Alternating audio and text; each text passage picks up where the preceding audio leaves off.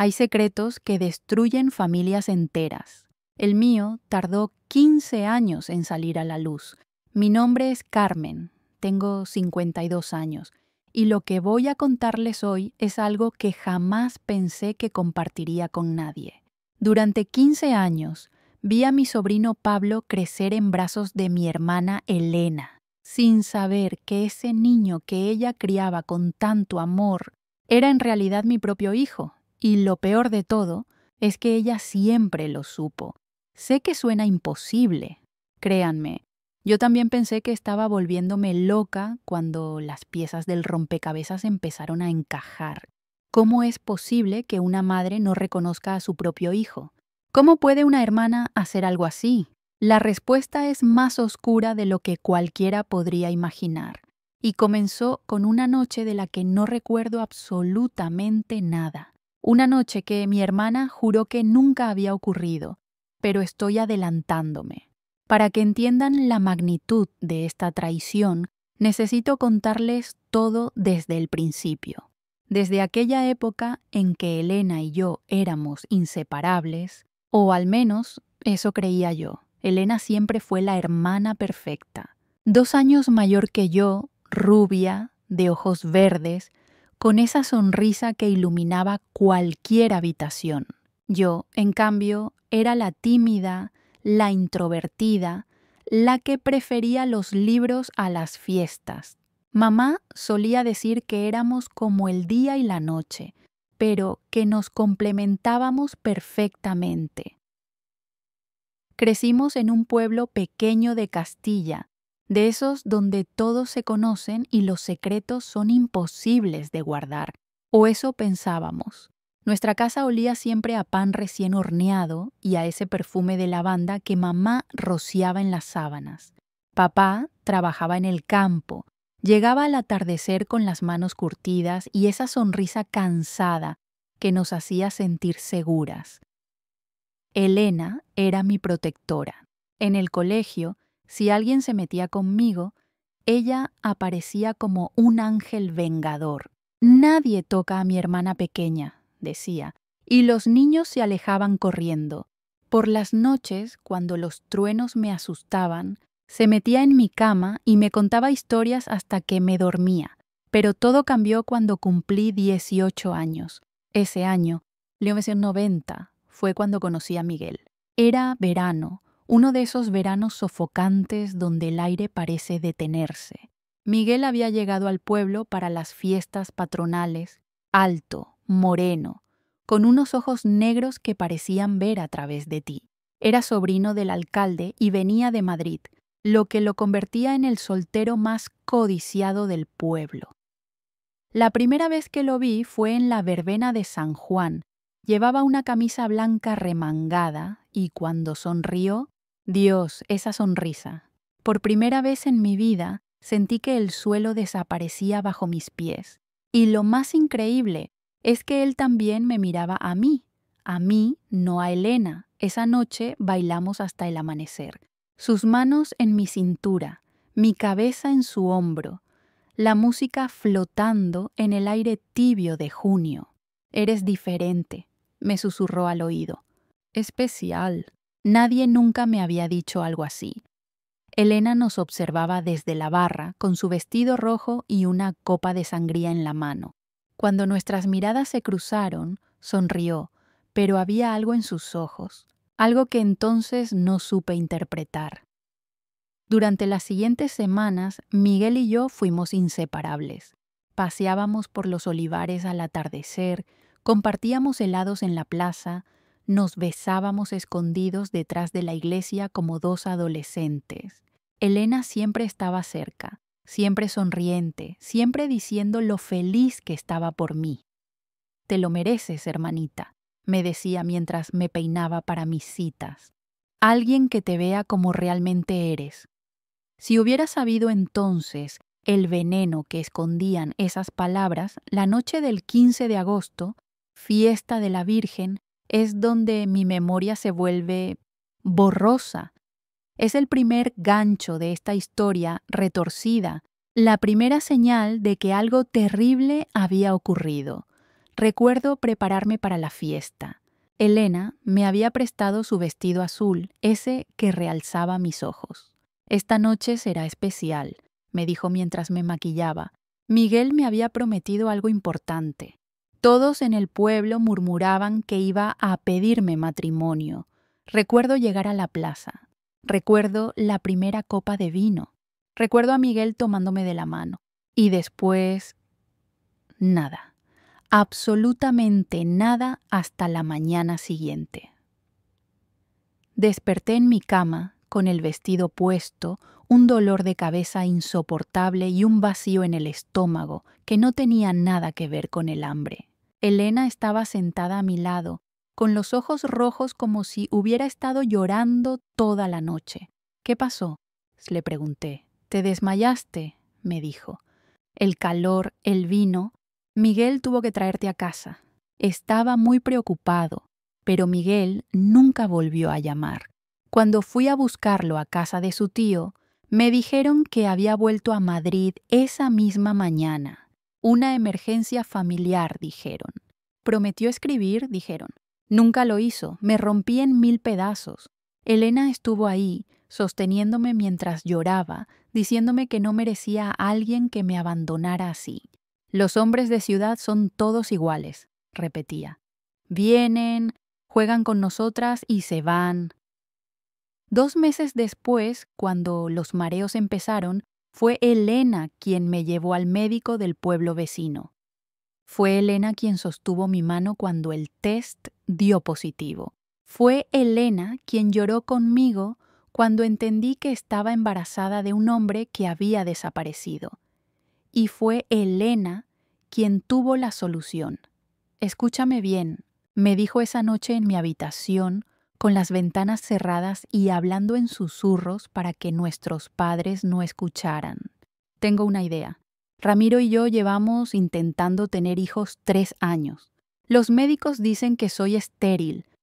Ramiro era su marido, un hombre bueno pero simple, que la adoraba hasta el punto de la ceguera. Se habían casado hacía 5 años y la falta de hijos era la única sombra en su matrimonio perfecto. Podríamos hacer que esto funcionara para todas. Tú no puedes tener este bebé siendo soltera. Destrozaría a nuestros padres. La gente del pueblo te crucificaría. Pero yo podría criarlo. Sería nuestro secreto. ¿Estás sugiriendo que te dé a mi hijo?, le pregunté horrorizada. No dártelo, me corrigió rápidamente. Compartirlo. Seguirías siendo su tía, lo verías crecer, estarías en su vida. Pero sin el estigma, sin la vergüenza. Piénsalo, Carmen. Es lo mejor para todos. Y aquí viene el segundo gancho de esta historia. Lo que Elena me propuso después fue aún más retorcido. Iremos a Madrid, continuó. Diremos que vamos a cuidar a la tía Remedios que está enferma. Nadie sospechará. Cuando nazca el bebé, volveremos y diremos que yo lo adopté allí. O mejor aún, que finalmente quedé embarazada durante el viaje. Un milagro médico. Estaba tan perdida, tan asustada, tan sola, que acepté. Dios me perdone, acepté entregar a mi propio hijo, pero había algo que Elena no me dijo. Algo que solo descubriría años después. Ella ya sabía que estaba embarazada cuando me hizo esa propuesta. No de Ramiro, sino de Miguel. Los meses en Madrid fueron una tortura disfrazada de salvación. La tía Remedios, que en realidad sí estaba enferma, nos acogió sin hacer preguntas. Elena me cuidaba con una dedicación obsesiva. Controlaba todo lo que comía, a dónde iba, con quién hablaba.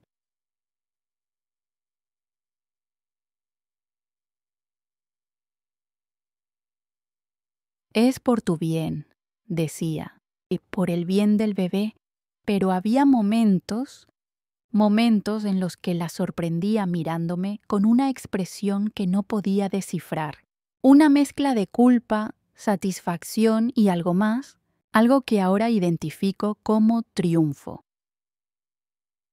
El parto fue complicado. Recuerdo el dolor, los gritos, las 36 horas de labor. Elena estuvo ahí todo el tiempo, sosteniendo mi mano, susurrándome palabras de aliento. Cuando finalmente nació, cuando escuché su primer llanto, era perfecto. Pequeñito, arrugado, con una mata de pelo negro como la noche, como el de Miguel. Cuando lo pusieron en mis brazos, algo dentro de mí se rompió y se reconstruyó al mismo tiempo. Era mi hijo, mi Pablo. Lo tuve en mis brazos exactamente 2 horas. 2 horas antes de que Elena dijera que era hora, que teníamos que mantener el plan, que era lo mejor para todos. Solo será un momento, me prometió mientras se lo llevaba. Solo mientras hablo con las enfermeras sobre el papeleo. Pero no volvió. Cuando desperté de la sedación que no recuerdo haber aceptado, Elena estaba sentada en la silla de al lado, con Pablo en sus brazos, dándole biberón. La lactancia creará un vínculo demasiado fuerte, me explicó con esa voz suave que usaba para convencerme de todo. Será más fácil así. Para ti, para él, para todos. Y así comenzaron 15 años de ver a mi hijo llamar mamá a mi hermana. Los años pasaron con una lentitud tortuosa. Volví al pueblo 2 meses después que Elena, para que nadie sospechara. Ella llegó con Pablo en brazos y una historia perfectamente ensayada sobre una adopción express o un milagro médico, dependiendo de quién preguntara. Yo era la tía solterona que vivía para su sobrino, y en cierto modo era verdad. Cada cumpleaños, cada Navidad, cada logro de Pablo era una mezcla de orgullo y dolor desgarrador. Verlo dar sus primeros pasos hacia Elena, escucharlo decir mamá por primera vez mientras ella lo abrazaba, consolarlo cuando tenía pesadillas y verlo correr a los brazos de otro. Pero había momentos en los que Pablo me miraba de una forma especial. Cuando estaba triste, me buscaba a mí. Cuando Elena lo regañaba, corría a mis brazos. Tía Carmen, tú sí me entiendes, me decía. Y yo moría un poco cada vez. Todo empezó a desenredarse el día que Pablo cumplió 15 años. Era idéntico a Miguel, algo que todos en el pueblo comentaban en voz baja. Pero ese día, mientras miraba las fotos familiares, encontré algo que me heló la sangre. Era una foto de la fiesta de la Virgen, esa noche que no podía recordar. En la imagen yo estaba claramente inconsciente en un banco de la plaza. Y detrás, borrosas pero reconocibles, estaban Elena y Miguel, entrando juntos a la casa parroquial. Empecé a investigar obsesivamente. Hablé con gente que había estado en la fiesta. La vieja Paquita, que ve todo desde su ventana, me contó algo escalofriante. Ay, hija, esa noche fue rara. Tu hermana te dio de beber algo y te pusiste malísima. Miguel quería llevarte al médico, pero Elena dijo que se encargaba ella. Se fueron los dos, sí, pero no a tu casa. Los vi entrar a la casa parroquial. Estuvieron allí más de 1 hora mientras tú dormías en el banco. Cuando salieron, Elena parecía, no sé, diferente, satisfecha. Y aquí viene el tercer gancho, el más devastador. Empecé a sospechar que mi desmayo no había sido accidental. Armada con estas sospechas, decidí confrontar a Elena. Fue hace 3 meses, en la cocina de su casa, mientras Pablo estaba en el instituto. Ramiro había salido de viaje, estábamos solas. Necesito que me digas la verdad sobre aquella noche, le exigí poniendo la foto sobre la mesa. Elena palideció. Por primera vez en 15 años vi miedo real en sus ojos. No sé de qué hablas. Sí lo sabes. Me drogaste, ¿verdad? Me drogaste para quedarte con Miguel. Se derrumbó.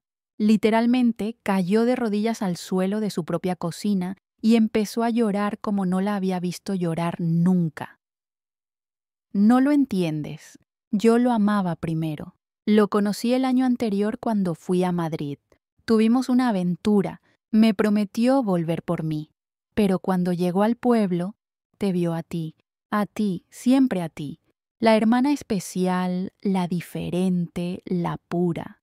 Entonces me drogaste. Solo quería hablar con él, convencerlo de que yo era mejor opción. Pero una cosa llevó a la otra y, Dios, Carmen, no fue planeado. Nada de esto fue planeado. ¿Y el embarazo? ¿Mi embarazo? Y entonces soltó la bomba que destrozó los últimos vestigios de mi mundo. No quedaste embarazada esa noche, Carmen. No hubo ningún embarazo tuyo. Los mareos, las náuseas, todo fue sugestión, medicamentos que te daba. Los test falsos los compré yo. El médico del pueblo vecino era un actor, un primo de una amiga de Madrid. Todo fue mentira, pero yo di a luz. Yo tuve a Pablo en mis brazos. Yo estabas tan sedada, tan confundida. El parto fue mío, Carmen. Pablo es mi hijo biológico, hijo mío y de Miguel, pero necesitaba tu ayuda para que Ramiro no sospechara. Necesitaba que creyeras que era tuyo para que mantuvieras el secreto, para que no hicieras preguntas. El mundo se detuvo. Literalmente sentí cómo todo a mi alrededor dejaba de existir excepto esa verdad devastadora. 15 años.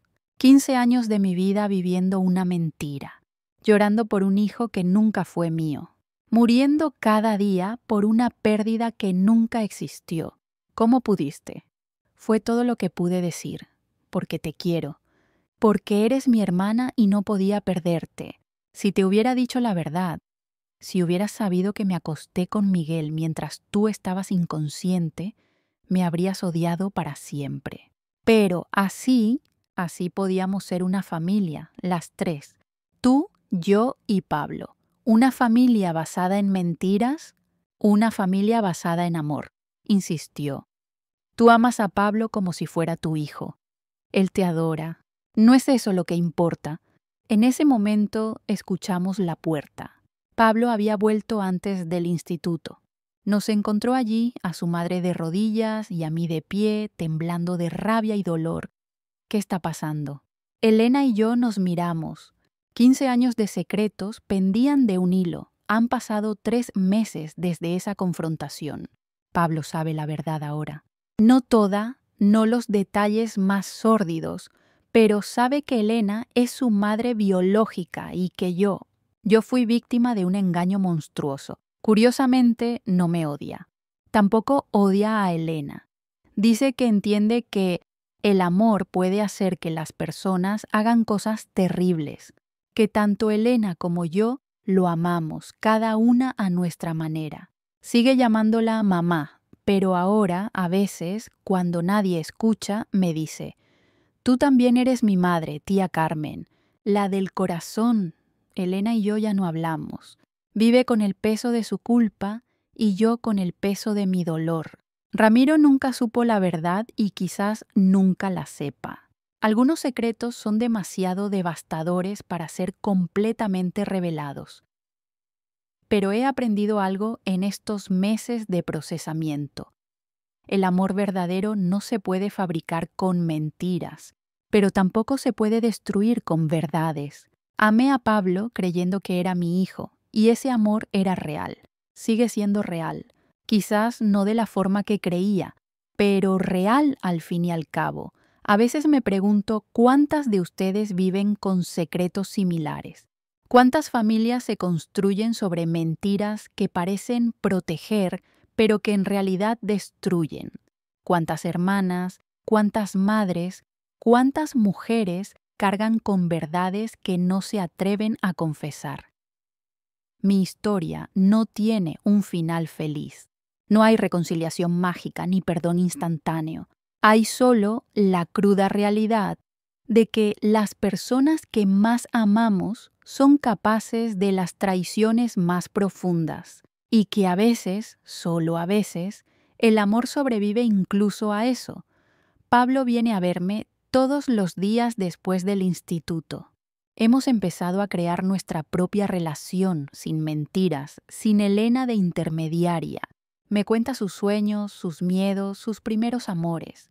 Y yo lo escucho, como siempre lo he hecho, como la tía que lo adora, o como la madre que creí ser durante aquellas 2 horas perfectas e irreales, porque al final, quizás Elena tenía razón en algo.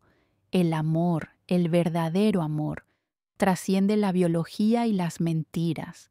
Y aunque nunca la perdonaré, aunque el dolor nunca desaparezca completamente, Pablo sigue siendo el centro de mi mundo, mi sobrino, mi hijo del corazón, mi mayor alegría y mi más profundo dolor.